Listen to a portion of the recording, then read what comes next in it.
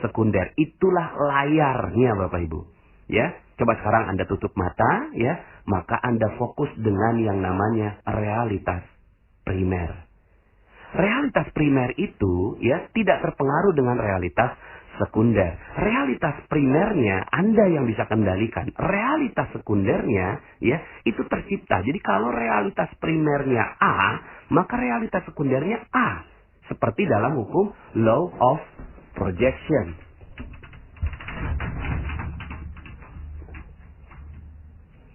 Seperti yang dalam hukum law of projection, ketika di laptop A, maka di nasib Anda adalah A.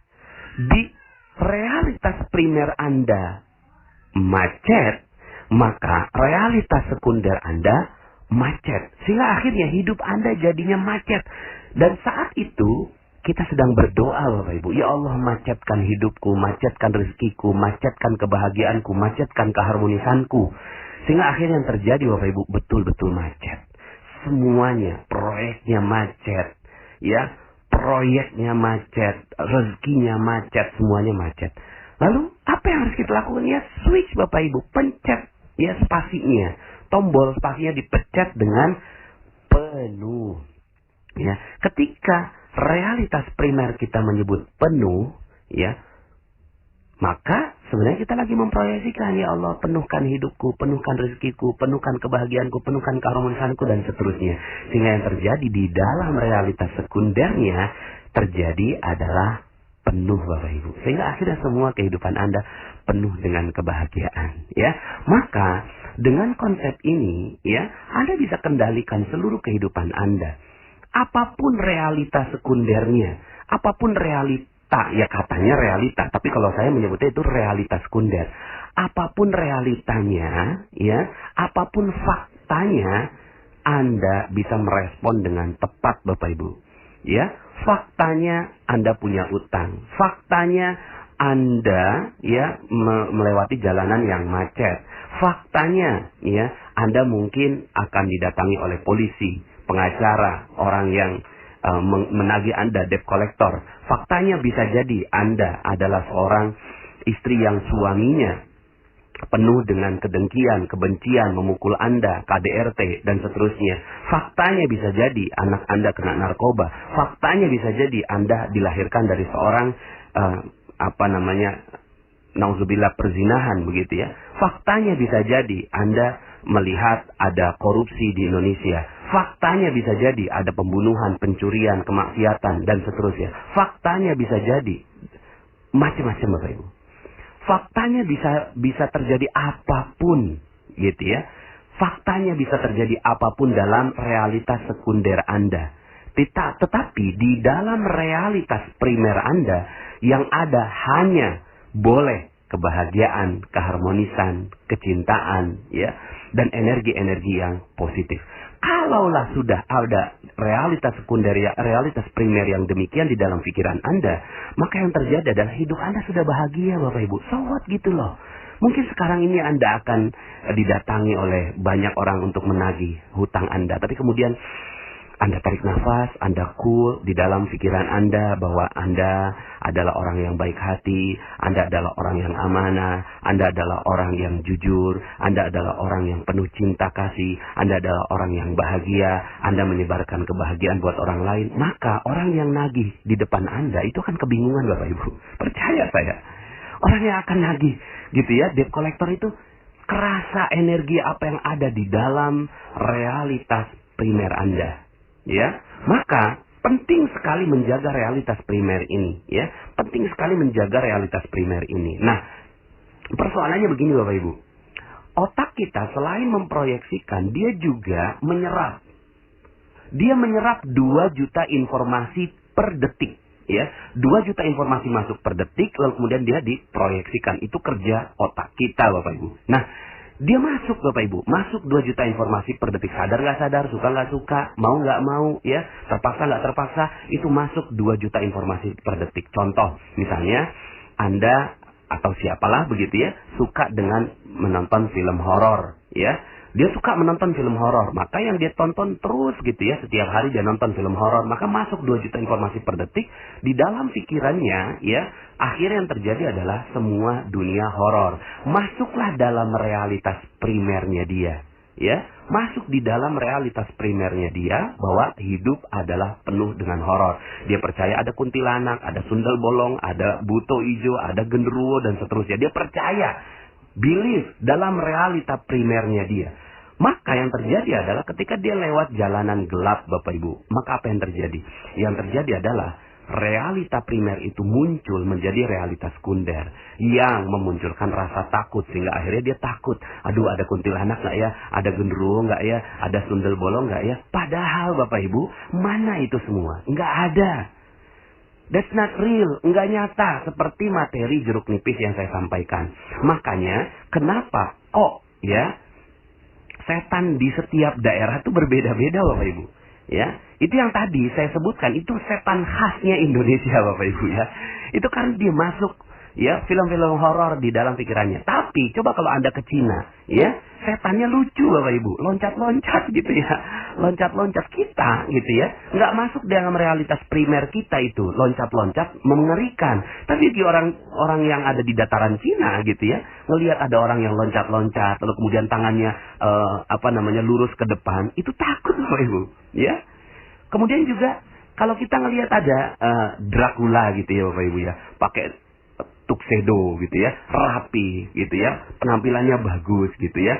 Itu awal-awalnya kita juga nggak terlalu takut loh. Yang mana setannya? Setannya kalau di kita kan setan tuh kutip anak gitu ya. Tapi kok di Barat setannya berbeda Bapak Ibu.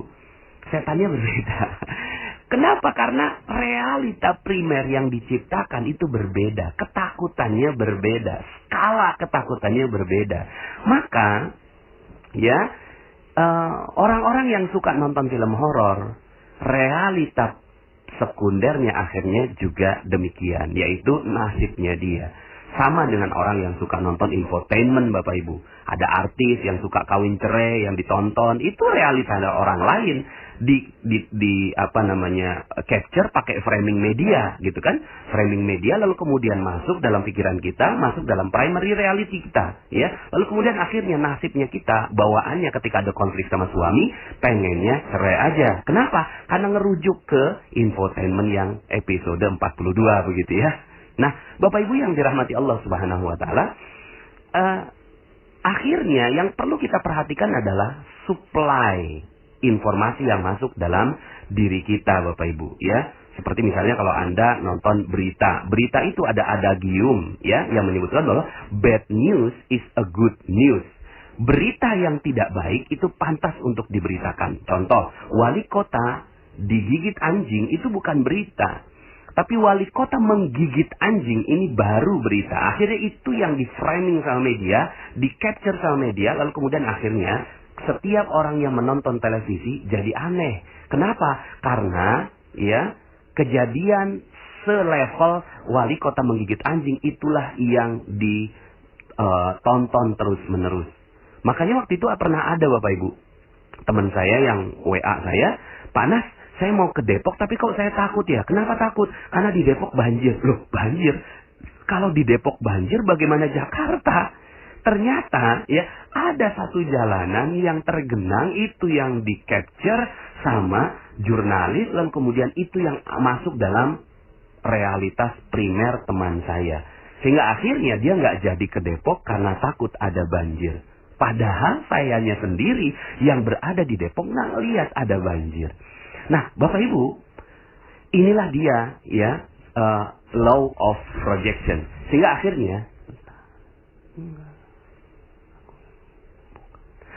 akhirnya yang terjadi pada diri kita adalah ya hukum law of projection ini berlaku setiap hari Bapak Ibu.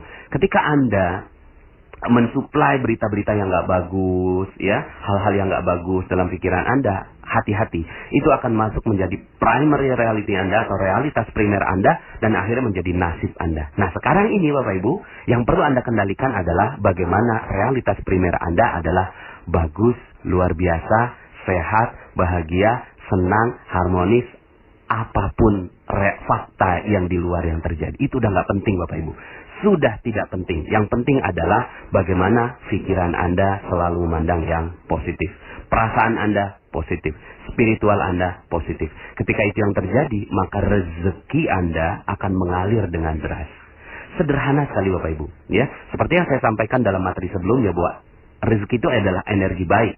Ya, ketika dalam tubuh kita seluruhnya energinya baik, maka rezeki akan datang otomatis. Rezeki akan datang pada diri kita. Ya.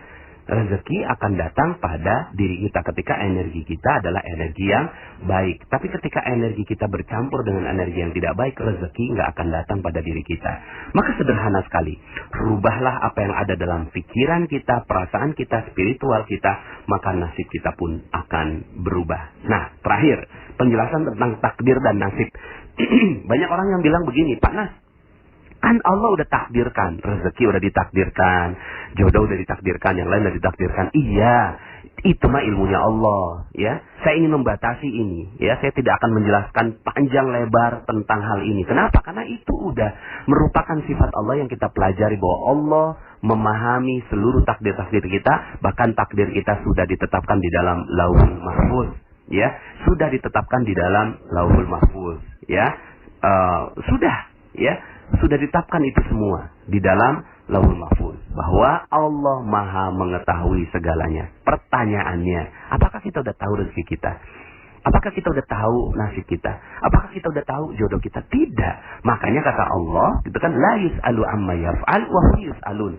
Kamu tidak akan ditanya tentang la yus'alu amma yaf'al. Allah tidak akan ditanya tentang apa yang dia perbuat. Wahum yus'alun, tapi kamu akan ditanya, kenapa kok nasib kamu miskin? Kenapa kok nasib kamu ya penuh hutang? Kenapa kok nasib kamu ya tidak bahagia? Kenapa kok nasib kamu ya rendah? Kenapa kok nasib kamu hina? Itu yang akan ditanya oleh Allah Subhanahu wa taala. Ya, jadi takdir berbeda dengan nasib. Nasib kita bisa kendalikan Bapak Ibu, karena itu Allah yang memberikan kemampuan law of projection untuk kita. Jadi, merubah nasib Anda sederhana Bapak Ibu. Rubahlah apa yang ada dalam pikiran Anda. Semudah merubah laptop. Rubahlah apa yang ada dalam pikiran Anda. Pokoknya semua pikiran Anda yang positif, bagus, semuanya hebat, luar biasa. Anda adalah orang yang hebat. Anda adalah orang yang luar biasa. Anda adalah orang yang penuh amanah, penuh rezeki dari Allah. Anda adalah orang yang mulia. Anda adalah orang yang bahagia. Maka itulah nasib yang akan terjadi pada kehidupan Anda. Oke? Semoga ini bisa membuat hidup Anda menjadi jauh lebih indah lagi, ya. Saya Nasrullah, sampai jumpa dalam audio-audio berikutnya. Assalamualaikum warahmatullahi wabarakatuh.